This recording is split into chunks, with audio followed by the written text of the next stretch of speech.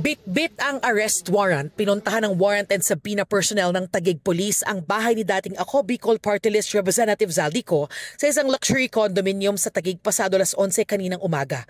Pero wala silang inabutan doon. Sabi raw ng naka-duty na manager ng gusali, wala roon siko at halos isang buwang selyado ang kanyang unit. Patuloy raw ang surveillance at monitoring efforts sa mga pulis para hanapin at arestuhin siko. Kahapon inilabas ng Sandigan Bayan ng mga arrest warrant laban kay Ko at 15 iba pa mula sa DPWH at Sunwest Corporation na pagmamayari ng pamilya ni Ko. Para yan sa mga kasong malversation of public funds through falsification at 2 counts of graft para sa umunoy substandard na 289 peso road dike project sa Nauhan Oriental, Mindoro. Walang piyansa ang kasong malversation of public funds. Kasabay ng warrants, naglabas ng whole departure order ang Sandigan Bayan para sa lahat ng akusado. We released the warrants of arrest kahapon. It was received by the CIDG from the PNP CIDG.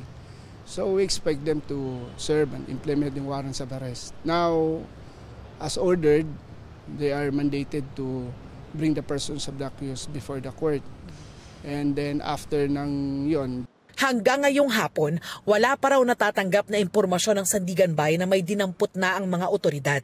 We treat these cases like any other case. So ang presence namin this Saturday is without pa itong mga flood control cases. Ito talaga yung regular duty namin.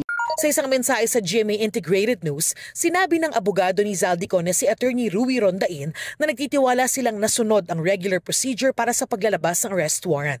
Aaksyonan at haharapin daw nila ito. Sinabi kahapon ni Interior Secretary John Vic Remulla na may impormasyon silang nasa Japan siko sa nakalipas na mga araw. Sa isa namang pahayag, sinabi ng DILG na kumikilos na sila sa utos ng Pangulo kaugnay sa pag-aaresto sa mga akusado ng mga kasong may kaugnayan sa flood control projects. Inutusan na raw ng DILG ang PNP na ipatupad ang mga arrest warrant nang naaayon sa batas at due process. Pinuntahan kagabi ng NBI-OTCD ang bahay ng akusadong si Timohen Sacar na engineer ng DPWH Mimaropa, pero hindi rin siya dinatnan doon.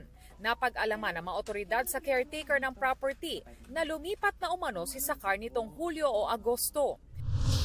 Pinuntahan din nila ang bahay sa Quezon City ng akusadong si Dominic Gregorio Serrano, Construction Division Chief ng DPWH Mimaropa.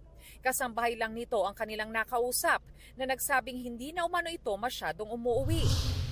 Ngayong hapon, tinungo ng NBI-OTCD ang opisina ng DPWH Mimaropa sa Diliman, Quezon City para isilbi ang warrant of arrest kina dating DPWH Mimaropa Regional Director Gerald Pacanan at Maintenance Division Chief Engineer Juliet Cabungan Calvo. Kasama ang DPWH security personnel, ininspeksyon nila ang quarters ng mga nasabing opisyal pero wala roon sina Pacanan at Calvo. Ayon kay NBI-OIC Director Angelito Magno, patuloy ang pagsisilbi nila ng warrant of arrest sa mga address ng mga wanted. Vine-verify din nila kung nasa Pilipinas pa sila.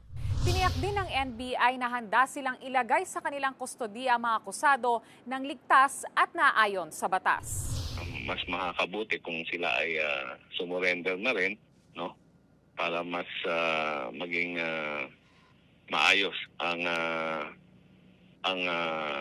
pagsuko nila at least kung makasuko sila, the court will acquire jurisdiction, and the sooner maka-acquire ng jurisdiction sa kanila, the faster the case will move on. Para sa GMA Integrated News, Von Aquino, Darlene Kai, Nakatutok, 24 Oras.